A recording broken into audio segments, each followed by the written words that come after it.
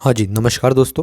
मैं हूँ गुरु और आज हम बात करने वाले हैं 14 फरवरी 2026 को एक बड़े पॉलिटिकल डेवलपमेंट के बारे में, जहां प्राइम मिनिस्टर नरेंद्र मोदी ने असम के दौरे पर कांग्रेस पर सीधा और तेज हमला बोला। इस विजिट में उन्होंने 5,500 करोड़ से ज़्यादा का डेवलपमेंट प्रोजेक्ट्स लॉन्च किए, ब्रह्मपुत्र पर एक 6 लेन ब्रिज का इनॉग्रेशन किया, बीजेपी वर्क्स को 2026 इलेक्शंस के लिए एनर्जाइज किया और कांग्रेस पर नेशनल सिक्योरिटी को लेकर गंभीर आरोप लगाए।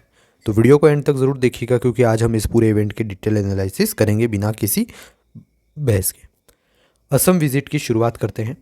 पीएम मोदी का असम विजिट चांबुआ एयरफील्ड से शुरू हुआ, जहां उनका स्वागत किया Assam governor Laxman Prasad Acharya, chief minister Himanta Biswa Sarma, union minister Sarbananda Sonowal और अन्य सीनियर ऑफिशियल्स ने।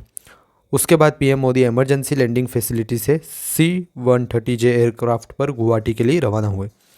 यह विजिट सिर्फ पॉलिटिकल रैली नहीं थी बल्कि इंफ्रास्ट्रक्चर और सिक्योरिटी दोनों पर्सपेक्टिव से इंपॉर्टेंट मानी जा रही है।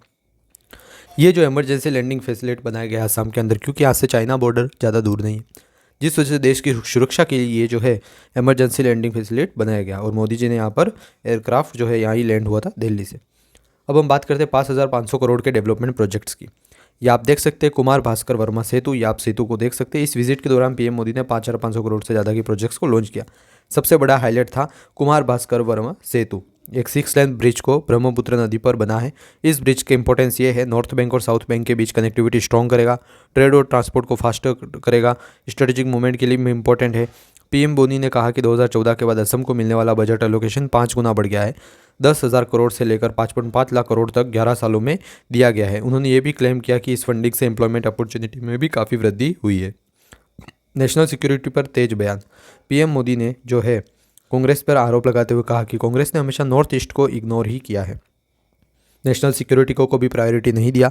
आर्म्ड फोर्सेस के वेपन्स परचेस में भी हज़ारों करोड़ का करप्शन हुआ। उन्होंने कहा कि आज भारत अपने बॉर्डर्स पर highways, tunnels, high bridge, modern airfields बना रहा है, दिख भी रहा है, और इसी वजह से कांग्रेस नर्वस है। सबसे पावरफुल स्टेटमेंट तब आया जब पीएम मोदी ने ऑपरेशन सिंदूर के जिक्र किया, जहां इंडिया ने पुलवामा मैसेकर्स के बाद मिलिट्री एक्शन लिया था। उन्होंने कहा है कि दुनिया ने भारत की मिलिट्री पावर देखी है। कांग्रेस पर पॉलिटिकल अटैक।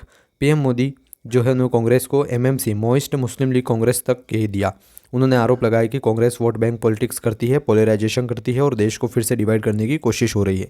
उन्होंने मुस्लिम लीग को पार्टीशंस को रेफरेंस देते हुए बीजेपी वर्कर्स को अलर्ट रहने को कहा। साथ ही इलीगल इमिग्रेशन का मुद्दा भी उठाया। अगले 5 साल बहुत महत्वपूर्ण है। उन्होंने बूथ लेवल वर्कर्स को पार्टी के लाइफ ब्लड और ऑक्सीजन बताया। पॉलिटिकल कॉन्टेक्स्ट क्या है हम समझते हैं।